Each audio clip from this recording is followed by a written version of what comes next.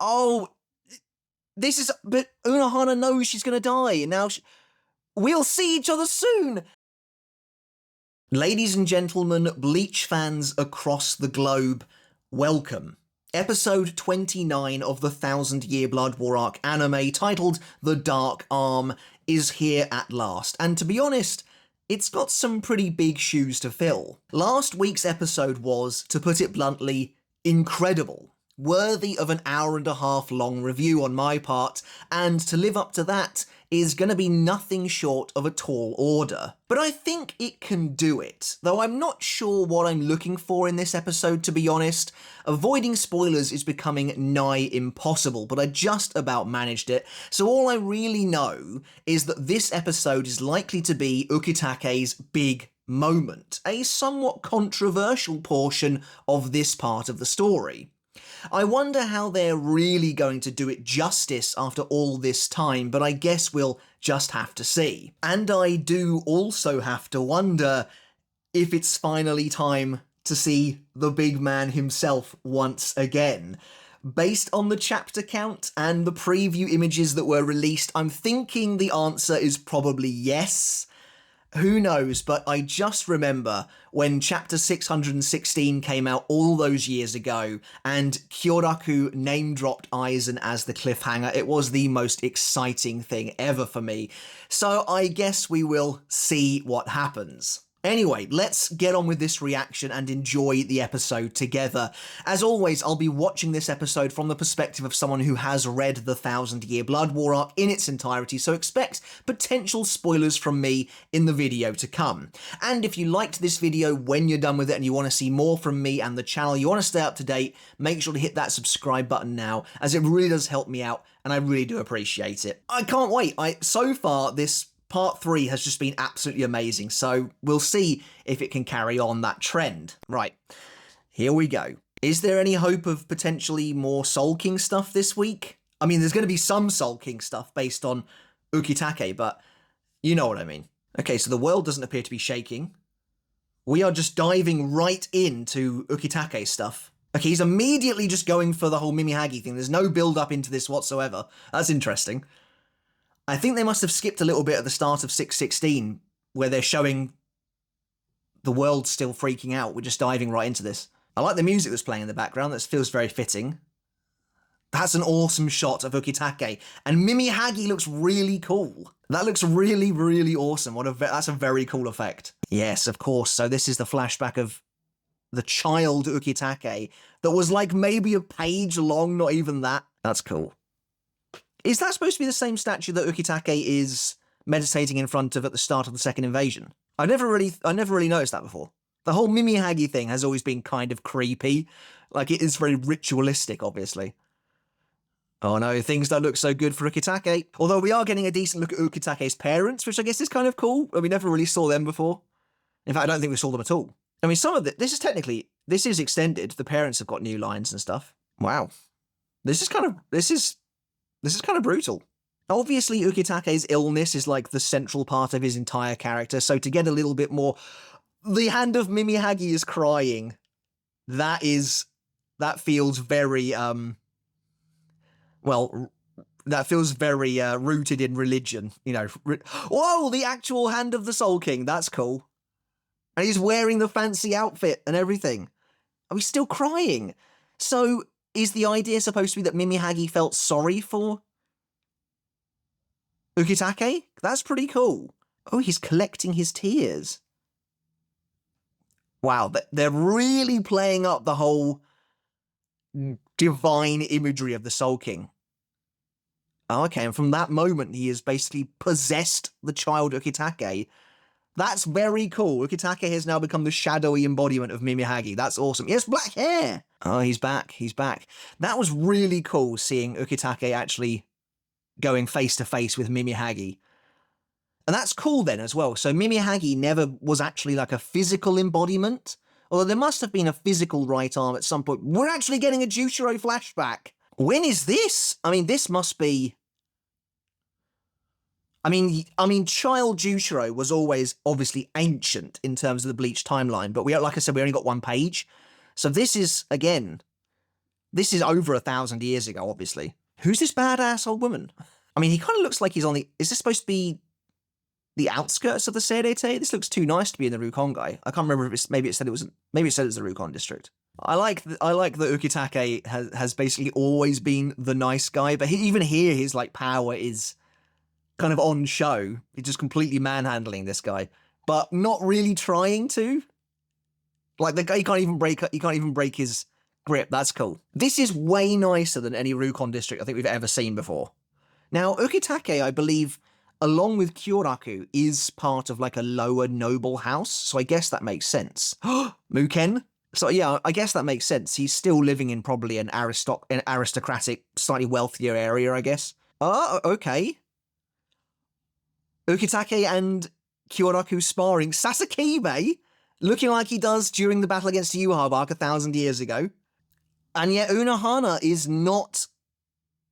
Okay, so Yamamoto looks the same as he did 1,000 odd years ago, but Unohana has put down the blade by this point. She's now the captain of the 4th Division, presumably.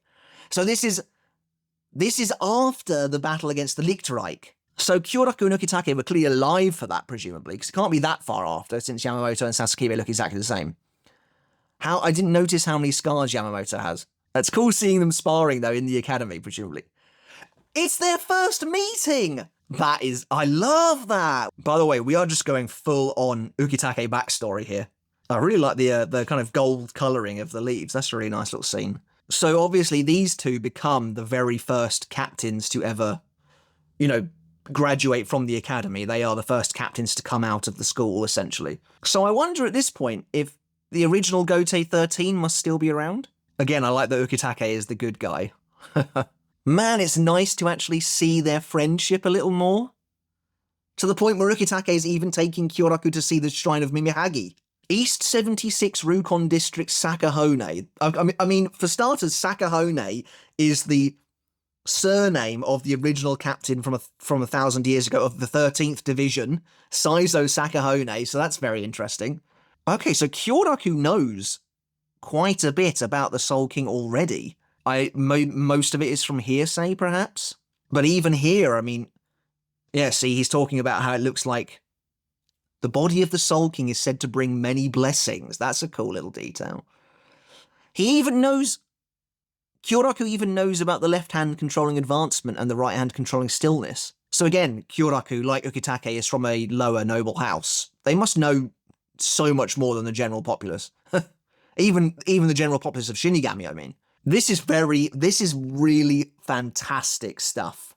I mean, this is stuff that should have been in the source material. Now we've skipped ahead. How much of this episode is going to be Ukitake flashback? This is after Kayen's death now. So this is probably just prior to the Soul Society arc. This is, in fact, probably just after Kayen died. So this feels like a reverse, obviously, of Kyoraku talking to... Yeah, he's even using the same line. He's even using the same logic of Kyoraku talking to Central 46 at the start of the 1,000-year Blood War arc. You know what? The main thing this is making me think is that we really didn't see a lot of Ukitake in the source material. That's the main thing. And now he's talking to Kyoraku about... If it were me, I'd want at least 2 or more. That feels like it is just put there because of the 1,000-year Blood War arc. Wow, there comes a time to put your life on the line. This wasn't your time. Oh, Ukitake talking to Kyoraku about Kayen's death. This is good stuff. It's interesting because if you are... And straight after Yamamoto's death. Now he's, of course, the head captain. So is this after... This is obviously after he's dispersed with everybody else. So these 3 stayed behind. I love Unohana talking with them as well. That's very cool. You have my full attention. Now, is that in regards to her training Kenpachi? Has he already spoken to her about that? Oh, but Unohana knows she's going to die. Now, we'll see each other soon. How does Ukitake knows he's going to die? This is post-first invasion. Yeah, that is the exact same place he was with his parents. That's very cool. That's very cool. Unohana okay, so he knew Unohana's secret as well. That's very cool. Okay, that's awesome. I mean, I wasn't expecting really any of that, but that was great. I was going to say earlier, if you're not in any way invested in Ukitake, then maybe you might think like, but then I feel like you should be at least a little bit invested in Ukitake, right? That was awesome. That actually got kind of more interesting the further up the timeline we went, which is odd because I love all the stuff about ancient Soul Society, but yeah, that's very cool. Wow, though, they are kind of flying through this in a sense. That's another awesome shot of Ukitake. There's a lot of cool shots in this episode. But Ukitake's gonna be dead soon, basically. I wondered if they might try and stretch it out between a couple of episodes, but this does appear to be this is it, I think. Nice. A little bit of extra dialogue. A little bit of extra dialogue between Ukitake and Rukia in his final moments. Because in the original chapter, he did always feel a little standoffish towards her. She's like really upset about it. That's awesome. And then he's giving her the words he said to her about Kaien as well. So not only did Rukia have to let Kaien go, she now has to do the same thing for Ukitake. Wow. Oh wow, jeez. I mean he's gone now. So not only did she have to let Kaien go, she has to let Ukitake go. Damn. I'm not sure I'm going to be able to... we're definitely going to see Aizen, aren't we? This is the end of chapter 616 right here. Oh, that's very cool. So, my immediate thought, before we now are on the keycard section, I thought they already had Kyoraku walking up to Aizen's, his crucifix. And now they're not doing that, which is fine with me. Oh, okay, no, now Ichigo versus Yhwach again. Okay, so he still is dropping the lore about the Soul King being the one who basically manages the balance of souls. Now he's including the Precipice World, the Dan guy. That was like the most badass throwing out your arm I've ever seen. Interesting. You know what? Let's go Sado Ganju. Yeah, right. Okay. He's actually using Seppa.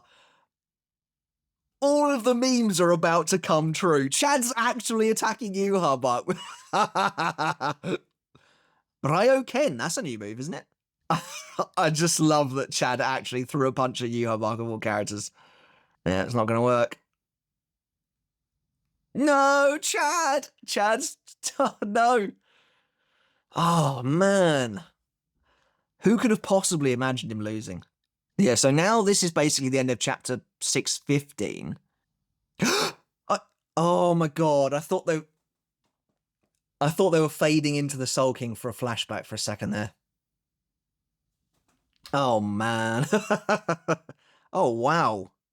It always was really brutal, Ukitake's death, so I'm glad they've kind of kept that. It's a little bit weird now the shaking has stopped, but the shaking kind of felt like it had stopped at the start anyway. Like, I kind of feel like while Ukitake was doing his whole ritual, the place should have been going crazy. Okay, so they are drawing attention to the fact that Yhwach can't see the Soul King. That's really cool imagery showing the negative effect of the Almighty then breaking like glass. That's awesome. Love that. But yeah, Ukitake's gone. That's it now. Reduced to this horrible twitching husk, basically. I like they kept the reaction to Soifon speaking the truth, but in a fairly insensitive way. Wow, so Kyoraku, from a long time ago, knew way more about this whole thing than Urahara ever did. Also, they still don't have the orbs, and the Vizards still haven't arrived yet. So they are really rewriting this whole section. Tenchi Heiso. Also, that was what Yoruichi's wires were called, so that's also heavenly equipment. That's intriguing. Urahara said that they don't have enough spiritual pressure to even begin thinking about getting to the Royal Palace, and then it cuts over to Aizen. So, or, Muken. So that tells me that they are maybe rewriting Aizen's role here, because in the source material, Aizen doesn't help them actually get to the palace. He doesn't help them build the gate. But he has the most Reiatsu of them all. That's why I love the purple light effect when he put the key in. That's awesome. So Aizen is possibly going to help them actually build the gate this time. The purple light effect is so good. Here he comes. There he is. There's his voice. Ah, there he is. Oh, that's the end of chapter, 617, I think? Oh, yes! And the purple lights look so good. There he is. That's still the best panel ever of Aizen, by the way. It's not, it's not as impactful as the manga because we have actually seen him a couple of times prior to that in the anime, but I can't believe we're here. A meeting between my two favorite characters in the entire series. I always remember thinking and theorizing that before this chapter came out, that the person who would eventually free Aizen would be Urahara because of their shared history in terms about the pendulum and stuff like that, and that Urahara was the one who sealed him in the first place. But Kyoraku was like the next best thing for me. So, oh wow, this is basically word for word exactly the same as the chapter. It looks so good. The lighting is so awesome. The artwork on Aizen's a little bit weird. Chair Summer! There he is. The first appearance of a god. That's a cool shot of Aizen. What the hell? Okay, so the guy's his fingers obviously dissolve basically as soon as he gets near to Aizen, but it kind of looked like blood was like rushing up and out of his arms. I don't know if it was maybe supposed to be going down his fingers. Either way, that looks a little bit strange. Oh, I mean, it's just so awesome when having Aizen back. I think this is new. Is this new music? The purple light is so cool. Is that supposed to be like an area that Aizen can't step out of or something? Of the pathetic soul society about to be crushed by you, Harbach. Yep. So, fascinating. Oh, it's the end. How the heck has that been 20 odd minutes already? Oh my goodness. I will say that I do think they are firing on all cylinders here. I mean, that's just another great episode. Was it as crazy as last week? My initial gut reaction is probably no, but still, the Ukitake flashback definitely deserves another watch through. Aizen being here is so cool. Yeah, on the whole, that was really, really good stuff. Oh yeah, let's just get to the poem and the title of next week. Yeah, there's still gonna be a lot to talk about. I think that was really awesome stuff. I love them giving Ukitake his dues like that. Who is that supposed to be? Is that Ichigo and Uryu talking together? And there's Uryu's arm as well. Ichigo versus Uryu has to happen. Bleach 30, the Betrayer. That's exciting. That's exciting. Awesome stuff. Yeah, no, that was cool. That was another very, very strong episode, I think. I don't think it was like immediately as crazy a watch as last week, but they did Ukitake justice, I think. Some really hard-hitting memories to return to. Obviously stuff that we've never seen before, but it actually opens up quite a lot about Ukitake that we didn't see. Him speaking with Unohana on the eve of her death, essentially, is crazy. And then him saying as well that he's going to see her soon. Oh my god. That's awesome stuff. That's really, really cool. And little do they know that both of them are actually going to the same place. The same place that Yamamoto is waiting for them at. Oh, man. Yeah, really cool. That was really good stuff. And, it's probably not the last time we'll see Ukitake either, because he probably will be in Kyoraku's flashback at least a little bit in a few weeks' time. So, yeah. That's really it for the episode, I think. It was another great one. Another great one. And I can't wait to crack on with the review. Yeah, that was really, really, really awesome stuff. Yeah, so I think that's it from me, guys. Let me know in the comments below. What did you think of episode 29, The Dark Arm? Another very, very strong showing this week. I really, really did enjoy it. Really awesome, of course, to see Aizen. And I love that they kept intact his actual first appearance from the manga when he appears before Kyoraku out of the darkness. Very, very cool stuff. A little bit weird that they showed that scene where Kyoraku approached Aizen's crucifix with the red lights and everything like that, and then it's just not like that. That's a little bit odd. But yeah, no, very good stuff. And of course, crucially, Ukitake, I think, was done justice. Also, a little bit weird, thinking about it, we were told that Ukitake would be getting new scenes prior to part 3 coming out. I guess it's just the additional flashback stuff. I did say in my theorizing before part 3 came out that I wasn't really sure where they would fit new scenes in for Ukitake. It didn't seem like there was really going to be much breathing room for that, so a flashback makes a lot of sense. You know, it would have been nice if they could have crammed his bankai in there somewhere in one of the flashbacks. That would have been really cool, but maybe Kubo has plans to show it in the future, I don't know. But yeah, really, really looking forward to going through that a little bit more in some more detail later on during the week. But yeah, thank you so much for joining me as always, guys, and I really do hope you enjoyed the video. I hope you enjoyed the episode. Do let me know your thoughts down in the comments below. And as always, I want to end the episode by saying a massive thank you and giving a huge shout out to my wonderful supporters over on Patreon, without whom I simply couldn't do this. As always, thank you so very much for your support. And if you want to support me over on Patreon as well, if you support me at the $1 tier a month, you can get your name in the credits just like this. And at $2 or higher, you can get every single video I release absolutely free of baked-in YouTube ads. Alright guys, once again, thank you so very much for watching, and until next time, I'll catch you later, and I'll see you then. He's back! He's back for real.